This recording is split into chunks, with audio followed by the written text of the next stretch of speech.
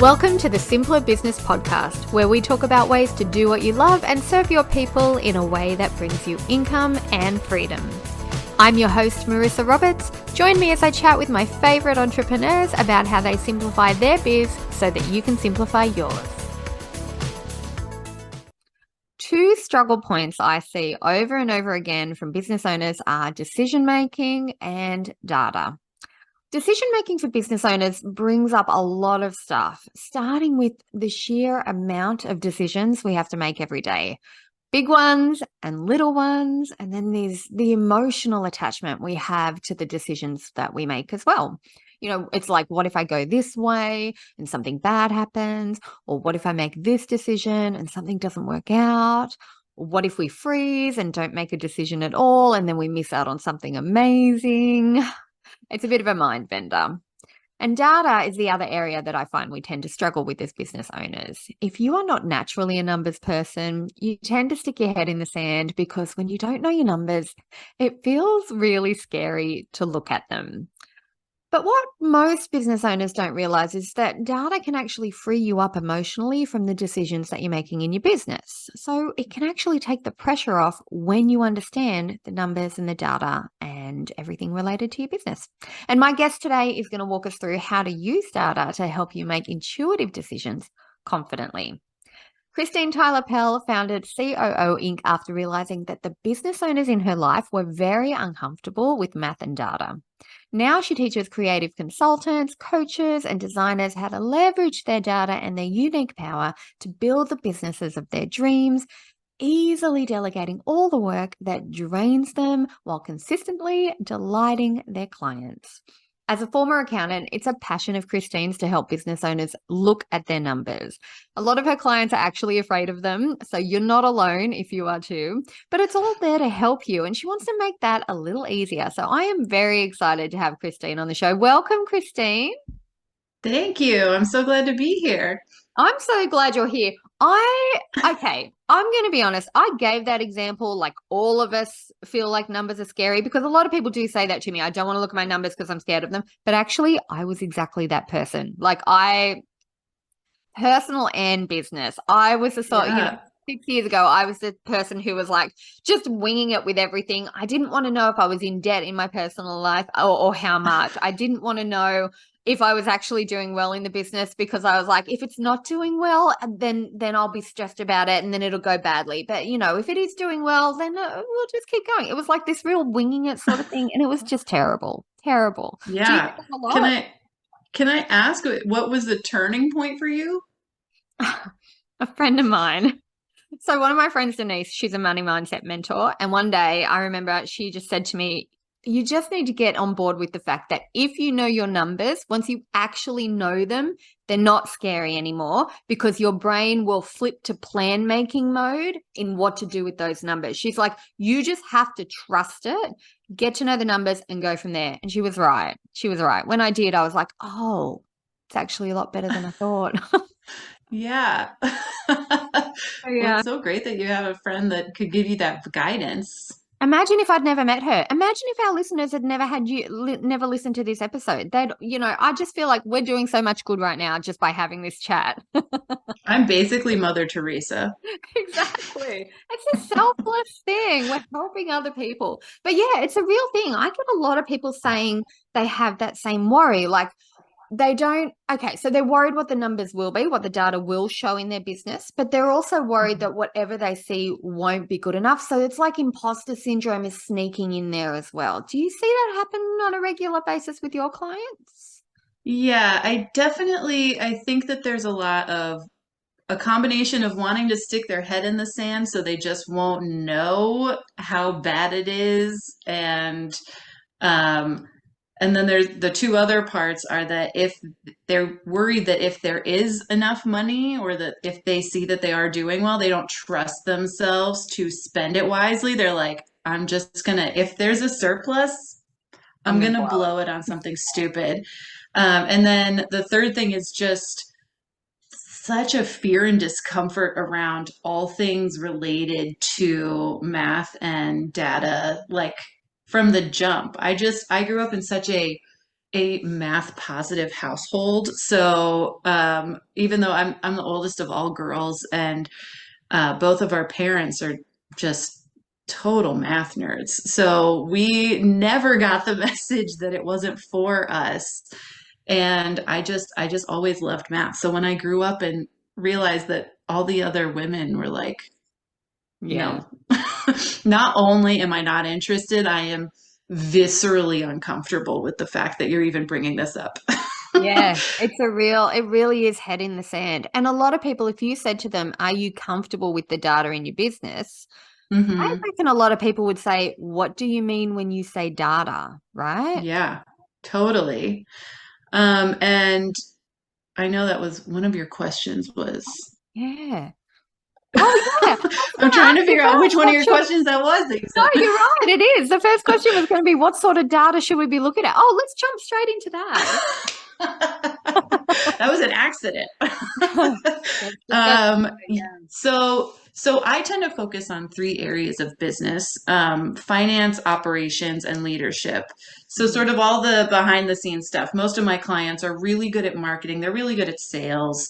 They know how to get clients, but they don't know necessarily how to serve all the clients that they get at the level that they would like to, and they don't know how to delegate, and then they don't know how to sort of plan for their future financially. So on the finance side, I want people to start looking at their balance sheet and their income statement. And an income statement can also be called a profit and loss statement. Oh, yeah. And then they should be looking at those numbers at least monthly, or at the very, very least quarterly. And if you're in any kind of accounting platform, most people are in QuickBooks. You can just run those reports, and just learning how to run them and just looking at them will start to get you a sense of comfort. Mhm. And then you can start to see seasonality. So you can start to see, how the trends in when the sales and the expenses hit. So then you can start to see and expect, oh, right, this is the time of year when this happens. So I know that next quarter I'm probably going to see this come through. So you can also sort of emotionally prepare for those fluctuations as you start to build a comfort with that, with just looking at those reports and not even doing anything with them. Mhm. And then on the operations side, I think there is so much opportunity for entrepreneurs and small growing business owners to utilize things like customer success scorecards, and to sort of check in with their customers. You get those really annoying forms when you go to like therapists and they're like, how many days have you cried? You're like, all the days, none of the days. Yeah. You can do those sort of scales with your clients if you come up with like the questions that really get at their satisfaction and how they're feeling, and then just check in with them. You don't have to send it cold. You can just, you want to touch base with your clients anyway. So you can just sort of ask those questions and gauge how they're doing and see, the trends in how they're feeling about your services, and like where there might be sticking points. The other thing about sticking points is if you map out your workflows, that's something that I find so many people avoid mapping the workflows. They don't want to sit They just down and want to do it. wing They it. don't want to document any processes. But if you start mapping your workflows and then linking the amount of time that each of the tasks take, and include how much you procrastinate, like, note this is a thing that I will not do for a week, or I won't do till the very last second. And note those times, because again, time is a data point. So if you can see where those sticking points are, there's so much opportunity to clean those up, or delegate, or change how you're doing things to make things faster and easier. Oh my gosh, I feel like you were speaking to me just then because I am a person who, yeah, I have systemized and documented some of my processes, and I'm like, oh, I'm winning at life. And then I've just realized I have never taken the time to go, how long does it take and how much do I procrastinate? And let me tell you, it always takes longer than I think it's going to every month when I sit down to Yeah. do a particular process. And I always leave it right till the end of the time I have available. I really should be putting that into the process. I really should be allowing for that. And I never thought of it It's until you said it. Well, and it's so helpful. And, you know, sometimes having that, I know my mind works best when I'm at that last minute adrenaline. So, you know, if that's how you operate, that's fine. But if it's a procrastination because you're feeling dread or it just feels heavy, that's different. Then something needs to change. If Sorry to it's just delegate. like, I can get that done really fast and I'll just do it all at one time, that's fine. So sort of knowing yourself and learning when things are a problem and when that's just how your unique business operates. Those are interesting things to start to discover as you start to track. Yeah. And then the leadership piece is really similar to the ops piece from a data standpoint because you want to do check-ins with your team members. And that could be, you know, when I say team, I mean like permanent employees, part-time or full-time. I mean contractors or vendors. Literally anybody that you're asking to help you with your business is a part of your team.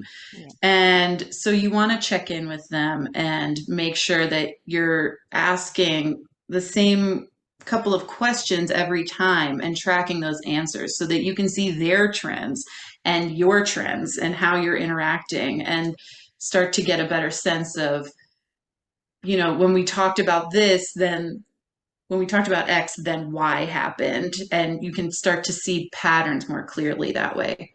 That's so clever because I never, oh, sorry, everybody. If you can hear my dogs barking, somebody's walking their own dog in front of my house.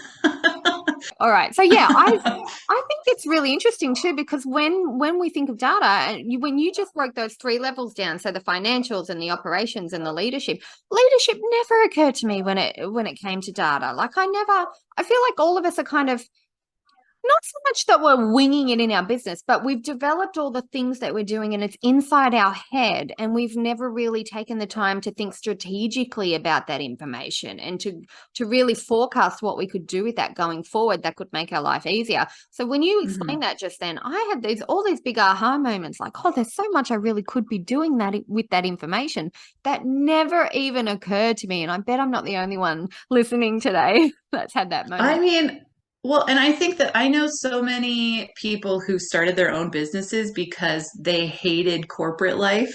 Mhm. And I'm kind of an anomaly because I loved corporate life. I love meetings. I love doing all the big team strategy stuff.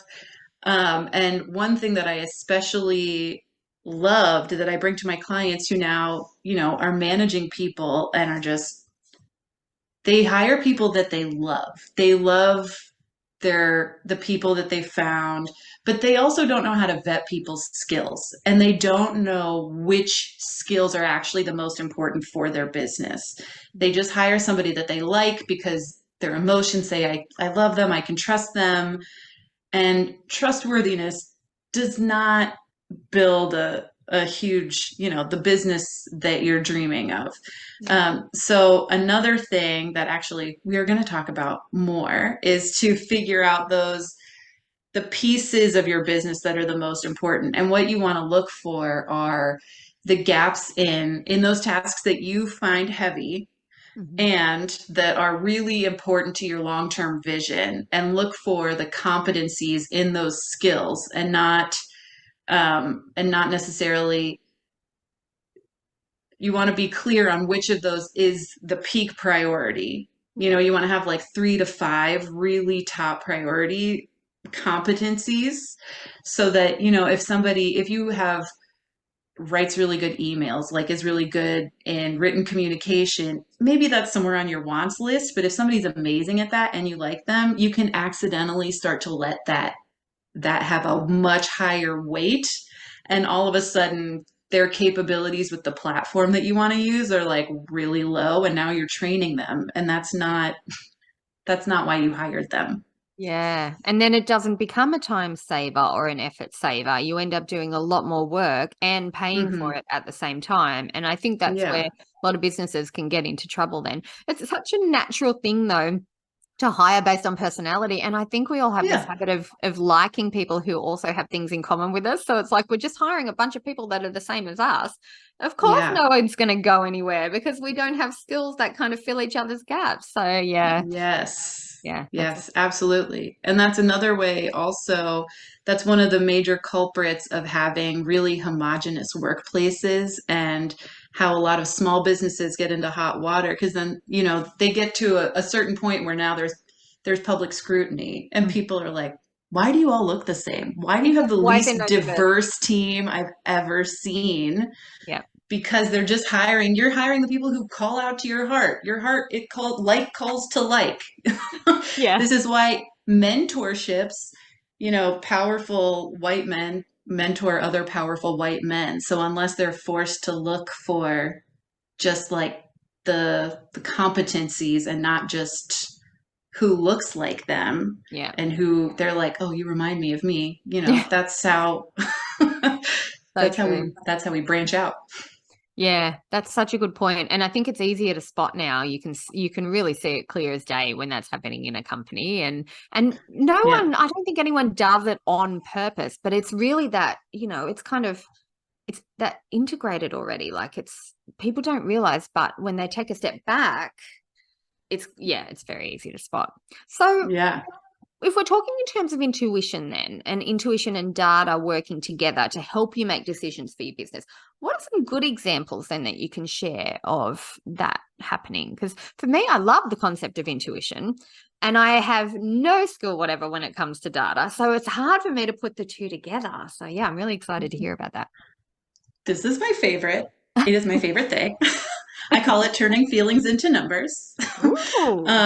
So I love to, which one do I want to talk about first? So I think one thing that I see a lot is really intuitive business owners who will be like, I had this, like, my intuition is telling me I need to do this today or this. And you have to sort of weigh, is this your beautiful intuition or is this avoiding the very hard work that you've created for yourself that is important to your existing business? Like, are we intuiting or are we dissociating? Yeah. Are you in flow And or procrastinating? Yeah. right. Is this a crutch to avoid your work?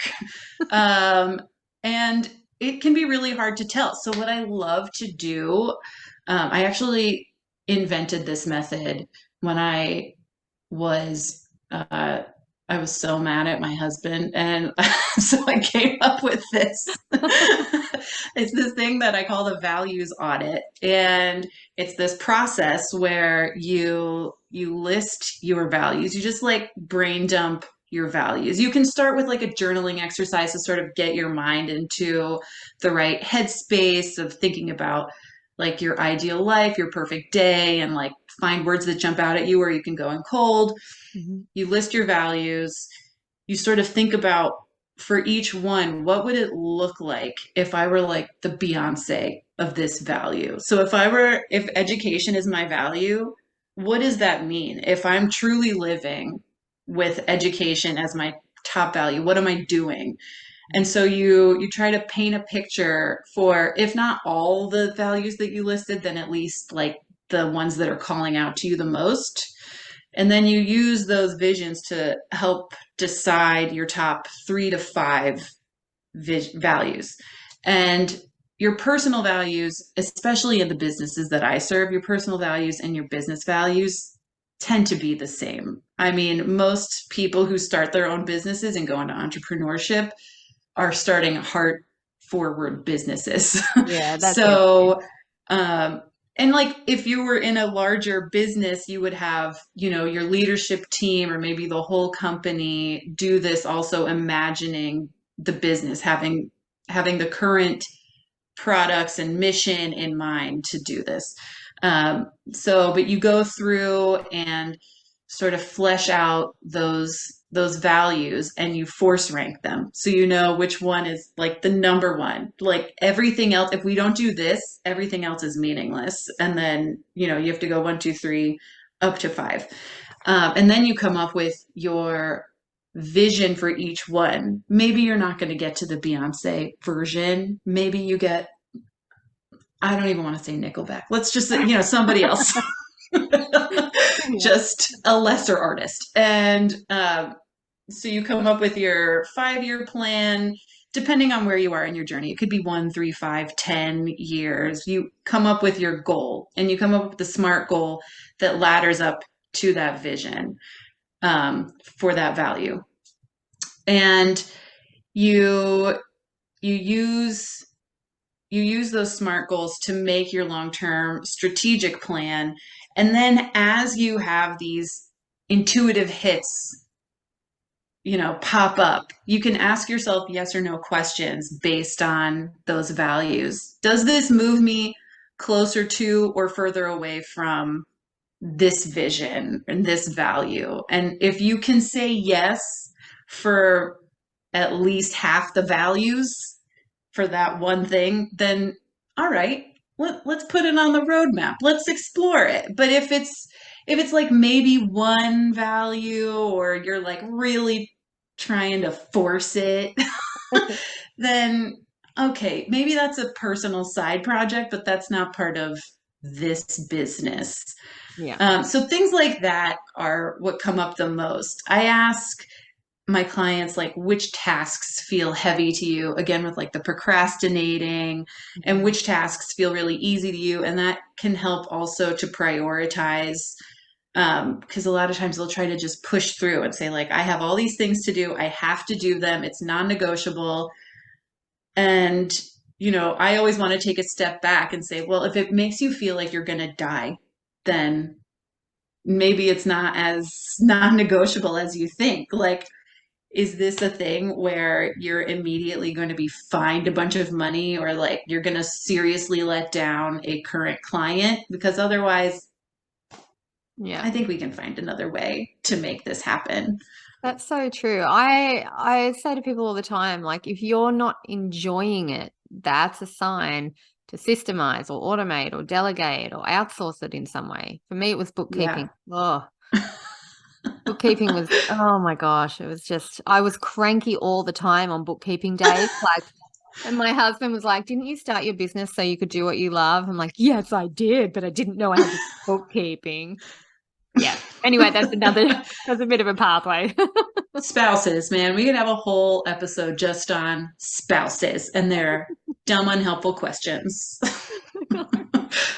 Yeah. But I can see then how tuning into, tapping into your data as you're tuning into your vision is quite a good partnership, really, because otherwise you're going to float off on totally different tangents that keep you busy and sometimes Hmm. happy, but don't actually grow your business. They don't actually bring in sales or grow your reach or help you scale. And that's the important stuff that we need to kind of lock in order to then have more freedom and more fun in the end anyway.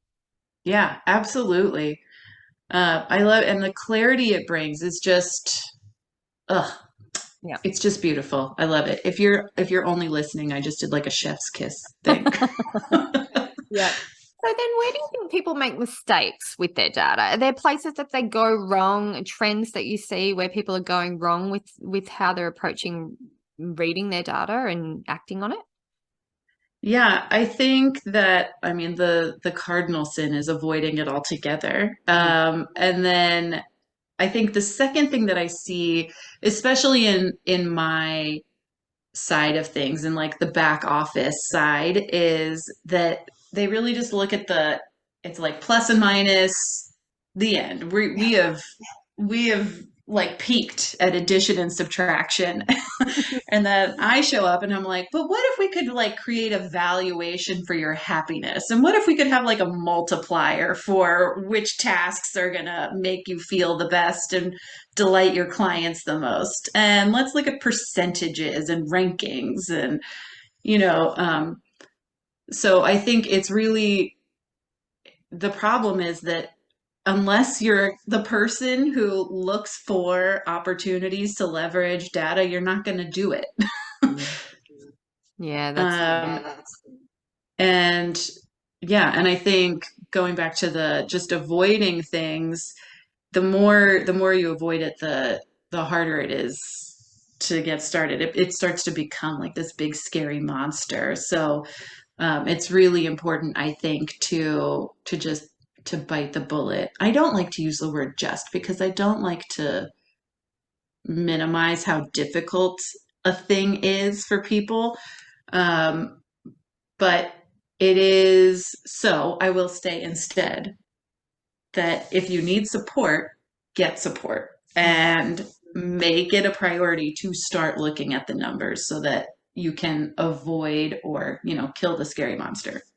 Yeah. And I think too, if you look at the numbers once, that's one thing. But if you start to do it on a regular basis, you get more confident every time, don't you? Because you start to spot things that you might not have spot before, or understand things a little bit better, or, even just know how to log in and find the information, which is much Yeah. easier after you've done it a couple of times. And so you don't feel silly anymore. Then you feel like you have more control over what's happening in your business because that awareness grows over time.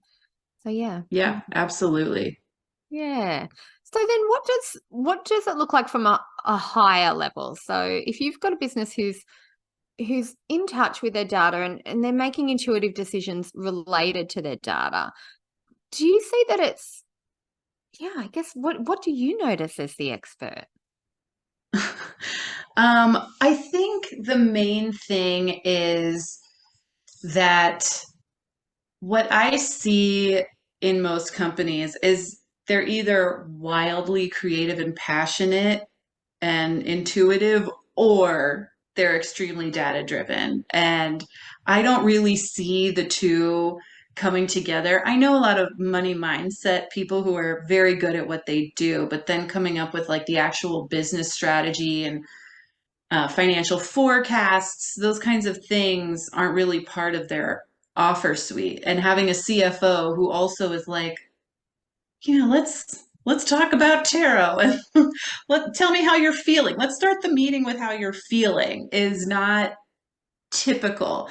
Um, so for those business owners who are really creative and intuitive, what I tend to see is that they have so many ideas, Mm. and it ends up being this like overwhelming noise. And ironically, I feel it too. I have so many ideas all the time, but when it's other people's ideas, I can like sift through it so easily and start categorizing and being like, okay, well, which thing, like, let me ask some questions to figure out which of these is like having the strongest pull for you. Um, so, these people are having all these ideas. They're able to visualize every path and all the different, because it's not just the ideas. I mean, I'm sure it's not, you maybe have 10 ideas, but then for each of those ideas, there's 1,000 different paths Yeah. to achieving those ideas coming to fruition. So using the numbers in this way, I think really adds a level of certainty because there's no one best answer. And I think that's one of the things that people who avoid math seem to feel like there's a yes and there's a no, and I'm going to be the no. No matter what it is, I'm going to be wrong and I'm going to be in trouble. And that's really not the case, at least not the way I do things.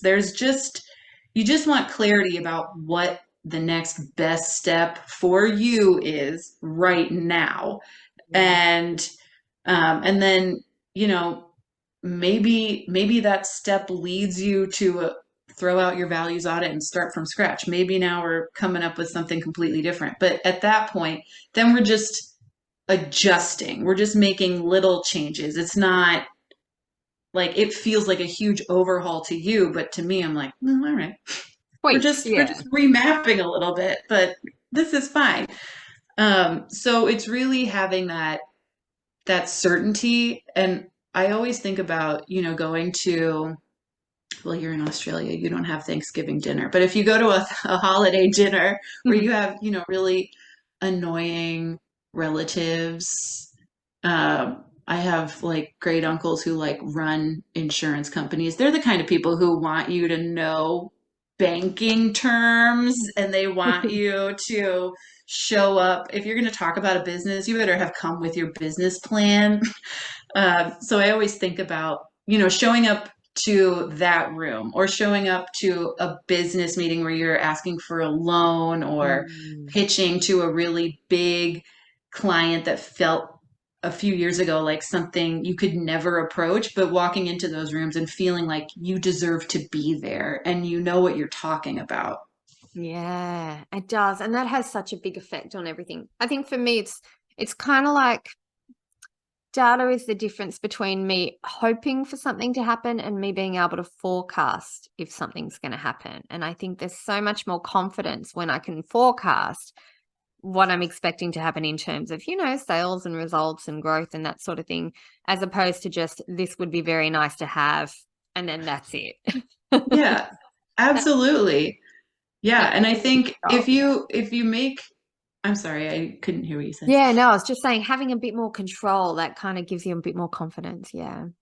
Yeah, absolutely. I think, a lot of times if you take that next best step, if you've based it entirely on intuition and your feelings, and you have like a mood shift, all of a sudden you're a week into your new plan and you're like, what have I done?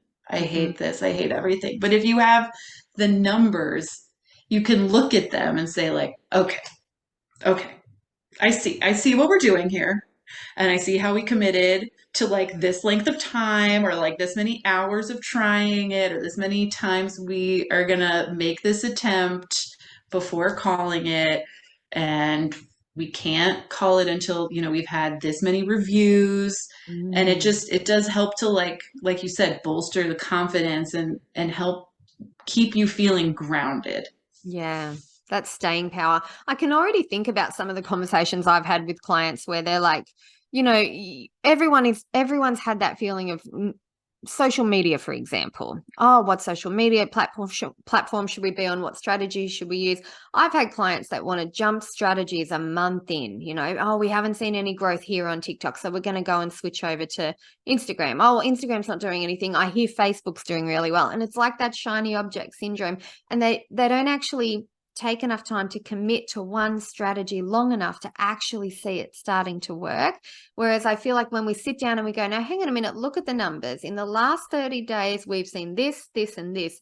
And if we keep going at that level, we're going to see this, this, and this. And it's that conversation that makes them go, okay, we'll keep going as is, which in the long run gives them much better results, has much less effort needed, much less learning required. It's easier to manage a project. So yeah, already I can see, like, even just from that one topic, how that can be so much more effective.